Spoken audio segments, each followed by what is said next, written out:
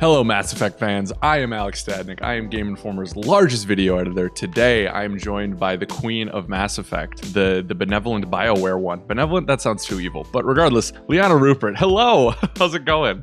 I swear I'm not Renegade. That makes me sound super Renegade. I'm not the evil one. But yeah, I'm excited. We gotta pivot from the Mass Effect Legendary Edition, which is we've been hitting hard, and we're gonna take a slightly different angle this time. Like not a full right angle, but just enough of a little as Liana just said, Mass Effect Legendary Edition is here, and it's beautiful and it's great. Go read the K-Star Kim Wallace's review, and my goodness, Liana, you have 8,000 pieces up on the site. It's fantastic. But with this new focus on Mass Effect, right, we thought it was a good time to examine some conceptions on Mass Effect Andromeda, right, and why we think that this game deserves another shot, especially now that maybe new people are experiencing the trilogy for the first time, right? So Liana and I have a couple of reasons why we definitely think you should check this out. It is on, if you have Game Pass Ultimate, it's on EA Play. It's pretty readily available at this point. So it's definitely, I think it's a great point to jump into after you get done with the Legendary Edition, right? So Liana, if you want to kick us off, what's the first reason why people should check out Andromeda? Yeah, there's a couple things. I'm excited to talk about Andromeda, but I did want to kind of bring up just for our viewers so they can kind of expect the tone of the rest of the video. Us talking about the positives, the overlooked aspects of Andromeda is not us negating the issues it had at launch. There was obviously animation issues, even though they were patched out pretty quickly post-launch, it still was there and still very much colored reception. It's also important to remember that there was a lot of talk leading up to the launch. A lot of people had a lot of anger towards EA. You saw a lot of people commenting in forums and stuff that people were saying even if it was the best game in the world, they were going to hate it because it's EA. There was a lot of unresolved issues with that. Of course, that's going to color perception.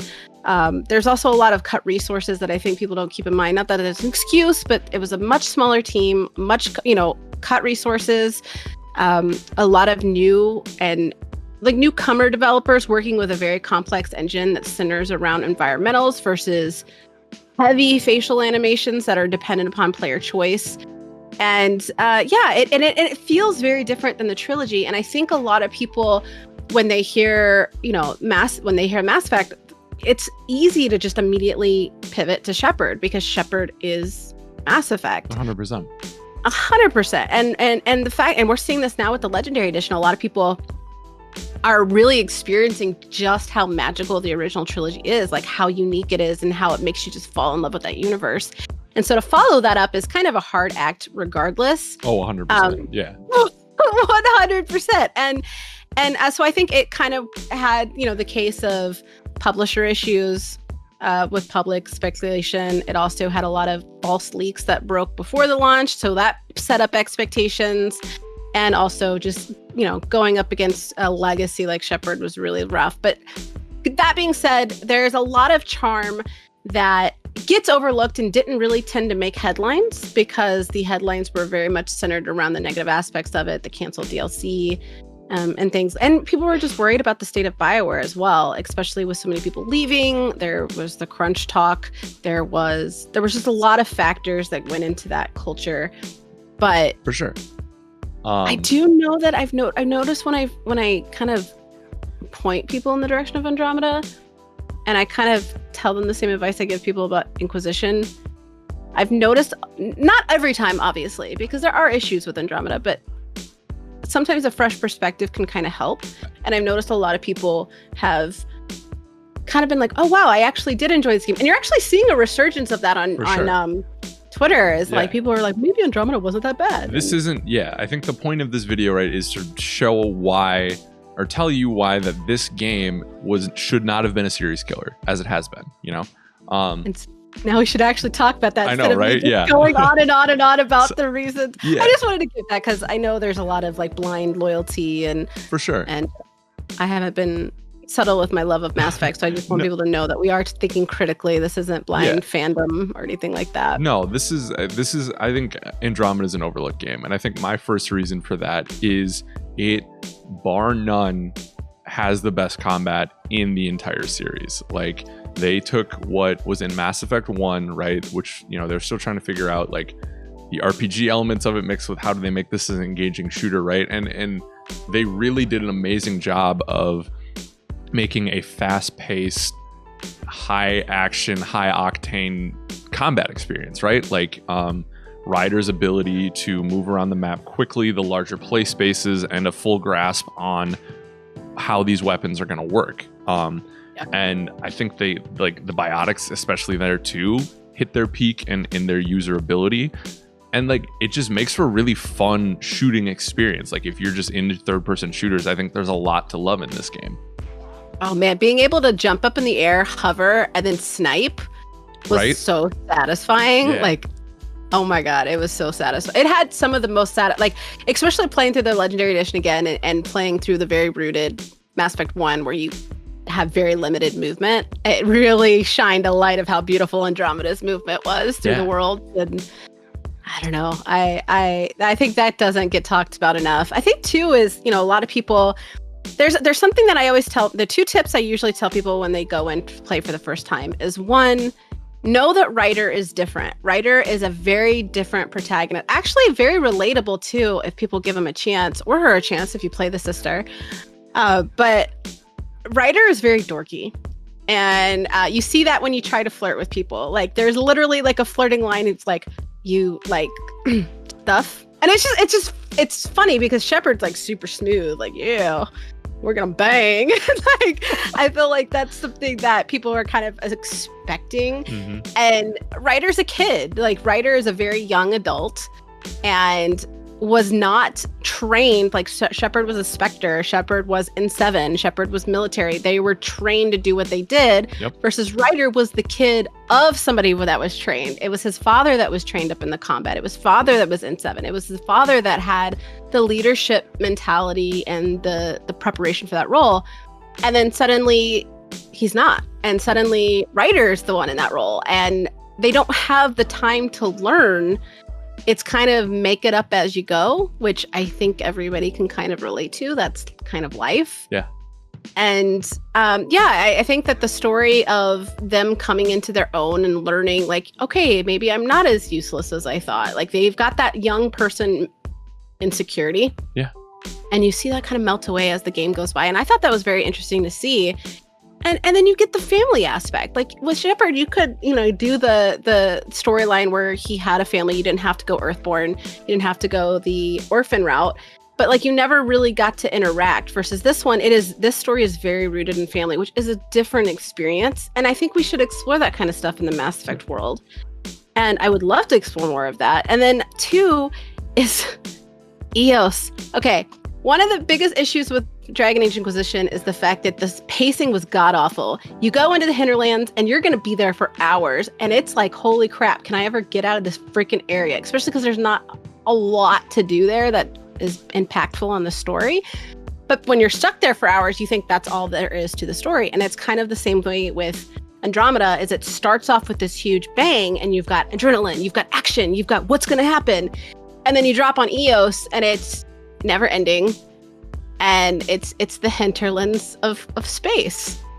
And that pacing issue really sets up that first perception, especially because you don't even meet some of the characters until you're like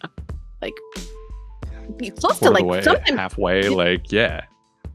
It took me, I think, 15 hours before I met Reyes, which is a pivotal character, and Jal, which is another core character as a squad mate romance option. Mm-hmm.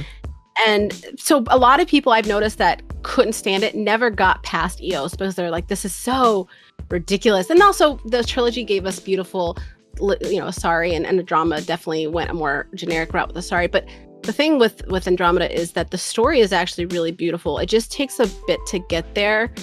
But it took risks in a way of you're getting to see this galaxy, this universe that, you know, even though they're in a different area, it's still the same society that Shepard was in. This is during the time of Andromeda, and you're getting to see a different perspective of that. And I feel like that kind of got overlooked because of the technical issues. For sure. Well, I think, like you said, not a lot of people even got to that point because, and I I should have said this in the beginning, but if you remember, right, EA did a early access first 10 hours, right, that I think you could play. And it ruined it from the gate because it was just memes at that point. It was just gifs of the crazy like turtle walks and the crazy like faces and stuff like that. So I think a lot of people thought this was DOA at the start, and I think you're 100% right that they never even got off EOS, which, like you said, is where the story starts to come through and your character starts to come through in a combat perspective, because you're starting to upgrade and really feel the strength of those abilities. I remember when they said that they were going to do the 10-hour, and I remember telling a person that worked at the studio, like, oh, that is a bad idea. I wish you guys wouldn't do that. And I wish it was those times where I wished I had more power, because I was like, if I could go back in time, I would do my damnedest, because that with a game is that expansive with that big of a pacing issue right out of the gate, that was shooting themselves in the foot. That was the dumbest thing they could have ever done. I get people want to play games early, but that's not a norm, and it doesn't need to be a norm. And when you can't give people a chance. The same thing with Anthem when they did the first preview. It was very limited. Half the areas were cut off, the other half just were blank. It was filled with glitches, and it was rough. But that's kind of the thing. And then too, there was another big, like for me, one of the biggest strengths of Andromeda was how it tied into the trilogy so beautifully. And a big way you could see that is through a quest line that is an ongoing quest line from the very beginning till the very end, and it's the memory trigger sequence. And so many people did not do that because, one, it's very extensive and long. So it's just like, oh my God. Like you can't, like a lot of times with side quests, you can just go knock it out and be done and move on. This one is designed to last the entire game. So you can only do so much given a time. And then the last memory sequence, you can't even find until you're at the end of the game. And a lot of people just assumed that was a bug, and it's not. It was designed to be that way. But there also was a launch issue where there was one location that wasn't interactable, and so it wasn't triggering it. But that got fixed really quickly as well. But that to me, because in the game, you do get these throwbacks to the trilogy of, you get to hear Liara talking about the Reaper War. You get to hear her talking about Shepard. One of the side quests on EOS. Side quests are so important in the Mass Effect universe. I wrote about that in the trilogy, in our Avoid These 10 Mistakes as a player in Mass Effect Legendary Edition. It's the same thing applies in Andromeda. There is so much critical story line hidden within the side quest. One of my favorites is a side quest on EOS where you can actually meet Zaid's son, who, for those that played the DLC, Zaid was a mercenary in the Mass Effect trilogy, Mass Effect 2 and 3, and a weird character. And to hear his son talk, his name is Bane, he is such a spitting image of his dad, and it was just very funny to see a young version of Zaid and talk to him. But then once you finish it, without going into, this is a little bit of a spoiler, but I'm gonna avoid like the actual twist because I feel like it's special. But with the ending of this particular mission, you a really cool throwback to Garrus, which is obviously it's not Garrus. Best boy. Everybody loves Birdman. Yeah. And it was a very intricate tie back. It wasn't like a Cliff Notes or just text. It was an actual throwback. Yeah. And then you hear more of Liara. You actually get to hear the moment the Reapers invade, which I thought was really special. And they play clips from the trilogy. It's like you'll hear a clip that you'll remember from Mass Effect 3 with the Turian regime changing up. You'll hear the moment the Reapers hit and Admiral Hackett declares basically a state of an emergency, galaxy-wide. Yeah. And it was just special. It was a perfect bow to what made Andromeda different and special in its own right, of Shepard, my team is my family, the fight no matter what. And then Andromeda is my family, mm-hmm. no matter what. And we don't know what the hell's going on any of the time, but we're doing our best anyway. And you're in that together, which I thought was really interesting. And I liked that brings actually to another point of why I think this game is special. And I do think COVID eyes are a part of this, right? But I liked the game's emphasis on exploration more not more than the original trilogy, right? I still the OG trilogy is goaty, but like for me, like being in quarantine for so long, I had such a wanderlust that nothing could quell, right? But to be in this game where we're going to different planets, you're exploring the different resources of it, and really like diving into these side quests and these people, felt really refreshing. And I think, whilst I know some people had an issue that that's the way the series went, I feel like one of the strengths of these games, right, is this universe and this lore and what Bioware's created. And I thought they did a really good job of letting you explore that and see what else is out there outside of, you know, the planets that we're already familiar with. Yeah, agreed. It was beautiful because too, all of the locations looked very different from each other, which is important because if you're gonna have set up a game where you're gonna be spending hours exploring a planet, they need to be very different from each other. But Screwvold, I hate that area. I hate icy. Hey man, areas. Can't all be perfect. I hate it so bad. Yeah. And the characters were great too. Like Liam was such a dork. Nope. And he's got during his loyalty mission, there's a really funny Star Wars Easter egg that just has me dying every time. His romance is pretty charming too, because like it's very much like they're best friends and partners at the same time, which reminds me of my marriage because like we are burping contests, and I think when I met my husband, I was like, "Hey, what's up, loser?" And like that's kind of what built it, and I like that friendship. And then there's just funny moments within the crew, like Jal and Liam have a really cool relationship with each other. I still can't really feel any attachment to Korra. I keep trying though. I've got 9 playthroughs of Andromeda. Oh wow. Not nearly as much as Mass Effect. Still more than most. I think like you talked about Bold, I think one of my favorite moments in the early game, right, is, well, mid-game, however you want to call it, is I had PB and Jal in whatever the Mako is in this one, right? And just the they're Nomad. the Nomad, excuse me, yeah. And they're just so different, but also like there was one moment where PB was like actively like sexually flirting with me, and Jal's like, I do not want to be here, like what's happening? And she's like, got him. Like, it's that there's a level of humor and levity and connection between these characters that I think does a very like recaptures some of those moments. Is there a Garrus? Not necessarily, but I think Jal is great. I think, like you said, Liam is great. I think there's some really great pieces to these characters that need to be explored, especially if you finish 3 and you're like, God, all I want is more Mass Effect. Like, I think you're gonna go into this and not be disappointed.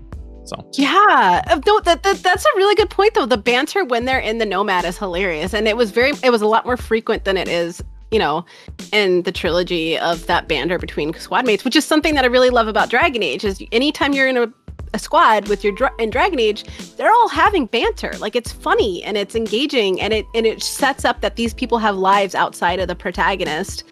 And I think that's great. And then there's somebody for everybody. Like, there's not a Morden, but there is a Salarian, and he's got, his own charm. And then you have the tea lover, and then you have the I don't know. I really liked Liam. I really liked Reyes too. I've done both. There's a big choice you can make with his character and another character. And I've done both. After beating it with choosing Reyes, I really developed an attachment to them as well. And yeah, it's and you know what? Tying back to the memory trigger sequence, it sets up the future pretty nicely. Yeah. And especially with the teaser trailer we had for the future of Mass Effect. We have a huge deep dive on the website, by the way. It's the Tale of Two Galaxies. And I broke it down. It's like 4,000 words. I brought panels in the comics. Yeah. Hard. And some of the tie-ins were to Andromeda too. And I feel like if you're interested in the future, obviously we know Liara's much older. I would put her at now around 800 years, given off the trailer. And also I've confirmed that she's much older with the Bioware dubs as well. So we know it's very much set in the future. And so like I feel like the ending of the memory trigger sequence is really special in that way too, because you even hear Liara basically say goodbye. Like, you can tell Liara, she has that moment of, I don't think we're going to make it out of this, which is a very heavy theme in Mass Effect 3. And she basically pleads with Ryder's family, like, please don't forget us. I don't think you're going to have something to come back to, because the Andromeda Initiative wasn't necessarily meant to be permanent for some people. And that's basically her telling us like your life that you left that you were hoping to come back to is gone. And that loss, man, it's impactful. It really is impactful. And they weren't afraid. I wish they had more aliens, because I think that's part of Mass Effect's magic, is learning about the different species. Yeah. Unfortunately, we're running out of time. Sorry, guys. That is something that you need to know going into this. Like, you know, Andromeda was going a certain way. Bioware's not going to go that way anymore. So it's like you have to know that playing this, you know, there's going to be some loose ends. So they might. While there is no Andromeda sequel, we know that Bioware did say that the sky is the limit of what they pull from. So I really think my personal prediction is they're going to pull very heavily from the trilogy and Andromeda and make an entirely new tale. They're scrapping everything from Andromeda too. But I think they're going to pull a lot more from Andromeda than maybe people realize. For sure. And I think that's going to be very pivotal in some of the returning characters we see and the new characters we'll meet. So I think it's going to be exciting to see what happens. But that's for clarification, readers, for listeners. No, that's a good call. But I like that. That gives me hope for the future, right? Because we know there's another Mass Effect. We don't know when it's coming. It'll probably be pretty far out at this point. But I think that's a good way to end it. I think that is a lovely piece by you, Liana, to really convince the good folks out there. Like, there's good game here, and especially if you just can't get enough Mass Effect after Legendary Edition. Like, one of my buddies already texted me. He's like, I'm doing Andromeda next. So give it a shot. Like I said, right now is like probably the best time ever, because they fixed some of the bugs, because it's readily available. If you have like Game Pass Ultimate, right? I guarantee you can go to some stores and get it for, you know, $5 to $10. It's not like it's hopping off shelves right now, but maybe it will be after this video. So Liana, thank you so much for imparting your wisdom. We love you. Be sure to head over to GameInformer.com. We have so much great Mass Effect content out there. YouTube.com/GameInformer. We got some really fun Mass Effect videos as well. Thank you. Be good to each other, and we'll see you next time. Bye.